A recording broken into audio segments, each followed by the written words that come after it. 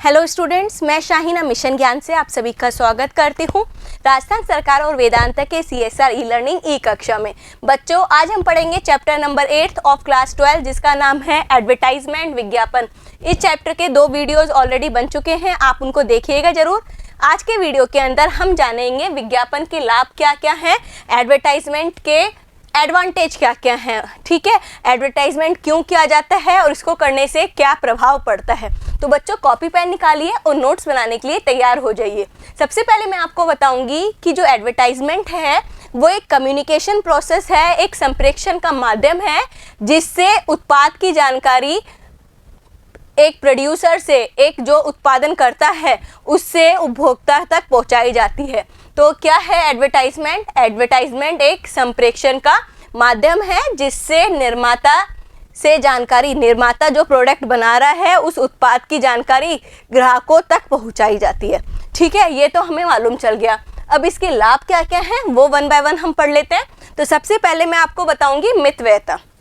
ठीक है, विज्ञापन के माध्यम से बड़ी संख्या में जो दूर दूर जो फैले हुए व्यक्ति है उनके पास ये इन्फॉर्मेशन पहुंचाई जाती है, प्रोडक्ट की जानकारी पहुंचाई जाती है, जिससे क्या होता है, विज्ञापन का जो कुल खर्चा है वो घटकों में बट जाता है, अलग अलग पार्ट्स में डिवाइड हो जाता है और प्रति लक्षित जो इकाई है प्रोडक्ट की वो क्या हो जाती है, कम हो जाती है। तो विज्ञापन से हमें क्या मालूम चला कि विज्ञापन का एक फायदा ये है कि इसमें मितव्ययता है, खर्चा कम आता है। इसको करने से, एडवर्टाइजमेंट करने से क्या है, खर्चा कम आता है। ठीक है, दूसरा पॉइंट समझिए, स्पष्टता। स्पष्टता मतलब होता है क्लैरिटी। ठीक है, तो बेसिकली अगर हम देखें, विज्ञापन एक ऐसा माध्यम है जिसके द्वारा नए ग्राहकों के अंदर भी रुचि जागृत की जाती है। मतलब ऐसे लोग जो अभी भी प्रोडक्ट यूज़ नहीं कर रहे हैं, अब उन लोगों के अंदर हम उस प्रोडक्ट के लिए रुचि जागृत करते हैं और ये रुचि जागृत एडवर्टाइजमेंट के थ्रू की जाती है। तो देखिए, कला, कंप्यूटर डिज़ाइन, ग्राफिक, इन सब का यूटिलाइज करके, इन सब को यूटिलाइज कर करके जो विज्ञापन है या जो विज्ञापन का जो माध्यम है उसको क्या किया है, उसको विकसित किया गया है। और इसके कारण, इन चीज़ों के यूटिलाइजेशन के कारण, इनको यूज़ करने के कारण जो सिंपल एक प्रोडक्ट है वो आकर्षित नज़र आने लगता है और लोगों के अंदर उस प्रोडक्ट के लिए रुचि जागृत हो जाती है। ठीक है, थर्ड पॉइंट देखिए, सूचना। सूचना मतलब होता है सिंपल इंफॉर्मेशन। ठीक है, तो विज्ञापन एक ऐसा संचार माध्यम है जो उपभोक्ताओं को उनकी आवश्यकता की पूर्ति के लिए बाजार में जो उपलब्ध सेवाएं हैं, बाजार में जो उपलब्ध प्रोडक्ट है उसकी जानकारी देता है। ठीक है, तो यहाँ पर एडवर्टाइजमेंट क्या है, विज्ञापन क्या है? विज्ञापन एक ऐसा माध्यम है जो कि ग्राहकों की पूर्ति करता है, ग्राहकों की जो नीड्स है, उनकी जो वांट्स है, उनकी जो इच्छाएं हैं, आवश्यकताएं हैं, उनकी पूर्ति करता है। और ये पूर्ति किस प्रकार की जाती है? वो जो भी प्रोडक्ट मार्केट में अवेलेबल हैं, ठीक है, बाजार में उपलब्ध जो भी वस्तुएं हैं, जो सर्विस अवेलेबल हैं, उन वस्तु, उन सर्विस की जानकारी प्रदान करता है। और इसके द्वारा उपभोक्ता को यह जान लेता है कि किस तरीके से जो वस्तुएं बाजार में उपलब्ध हैं वो उसको किस तरीके से फ़ायदा पहुंचाएंगी। जैसे कि सिंपल अगर हम देखें, एडवर्टाइजमेंट अर्बन क्लैप का आता है। तो अर्बन क्लैप क्या है? एक ऑर्गेनाइजेशन है, एक संस्था है जो कि सर्विस प्रोवाइड करती है। और इस तरीके से जब हम अर्बन क्लैप का एडवर्टाइजमेंट देखते हैं तो हमें ये जान लेते हैं, हम इस प्रकार ये जान लेते हैं कि अर्बन क्लैप हमें क्या फ़ायदा पहुंचा सकती है। ठीक है, तो एडवर्टाइजमेंट के माध्यम से हमें निर्माता की वस्तु की जानकारी प्राप्त हो जाती है। ठीक है, थर्ड पॉइंट देखिए, फोर्थ पॉइंट देखिए बच्चों, विश्वास और आश्वासन। ठीक है, प्रत्येक उपभोक्ता और निर्माता आपस में सीधे संपर्क में नहीं रह सकते, क्योंकि पता है आपको, जो उपभोक्ता होते हैं वो दूर दूर होते हैं, ज़रूरी नहीं वो एक ही पर्टिकुलर एरिया में रहें। जैसे कि हम सिंपल बात करते हैं, कोई साबुन खरीदने वाला व्यक्ति है या ग्राहक है तो एक पर्टिकुलर एरिया में कोई रहेगा, वो तो कहीं भी रह सकता है, हमारे देश के किसी भी पार्ट में रह सकता है। ठीक है, तो हम इस तरीके से हम जानते हैं कि जो ग्राहक है और जो निर्माता है वो आपस में सीधा संपर्क नहीं साध सकते।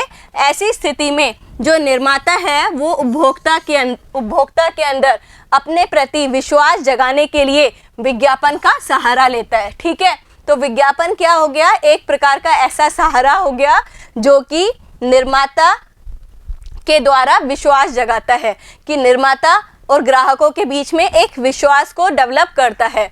ठीक है।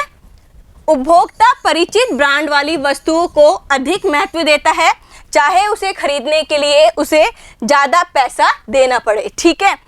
उपभोक्ता को यह विश्वास विज्ञापन से ही मिलता है, और इस प्रकार आप देखेंगे जो उपभोक्ता है उसको इस प्रकार का जो विश्वास है वो विज्ञापन के माध्यम से ही मिलता है, क्योंकि उसको ये लगता है कि यह ऑर्गेनाइजेशन इतना पैसा खर्च कर रही है एडवर्टाइजमेंट में, तो ये प्रोडक्ट जो निकालेगी वो बेटर प्रोडक्ट होगा एज कंपेयर टू जितने भी कॉम्पिटिटिव प्रोडक्ट अवेलेबल हैं। ठीक है।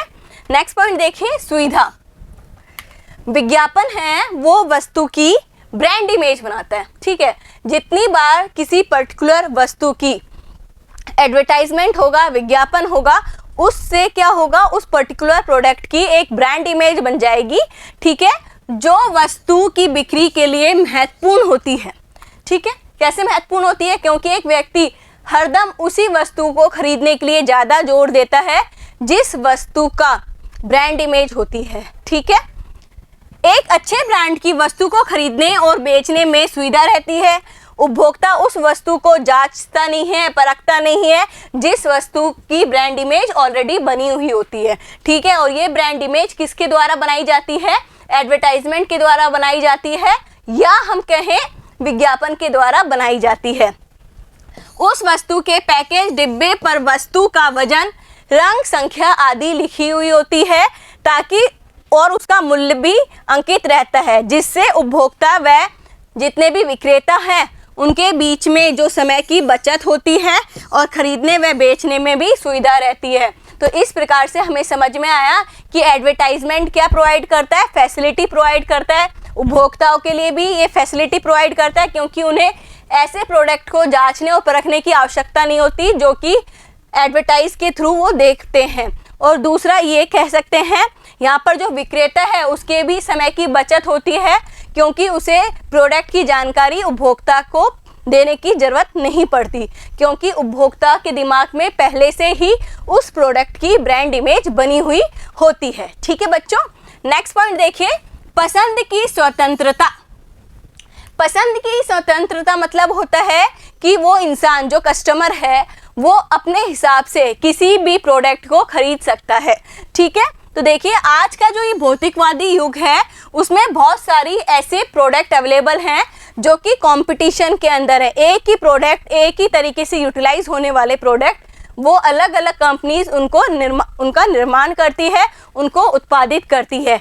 ऐसी स्थिति में अगर उपभोक्ता किसी एक ब्रांड पर संतुष्ट नहीं होता तो वह दूसरे ब्रांड की सेम वस्तु को खरीद सकता है, जिससे उसकी आवश्यकता पूरी हो जाएगी और इस तरीके से उसका वो उपयोग सुविधापूर्वक कर सकता है। तो आज के वीडियो के अंदर हमने जाना था एडवर्टाइजमेंट के लाभ क्या क्या हैं, विज्ञापन के लाभ क्या क्या हैं।